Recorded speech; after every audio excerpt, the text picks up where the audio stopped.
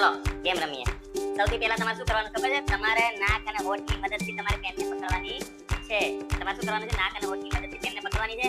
આ બાજુ જવાનું છે અને આ બાજુ આવ્યા પછી તમારે આની અંદર નાખી દેવાની છે. જે ઝડપથી પેનો પૂરી કરશે એ વિજેતા ગણાશે. બરાબર? Okay, done.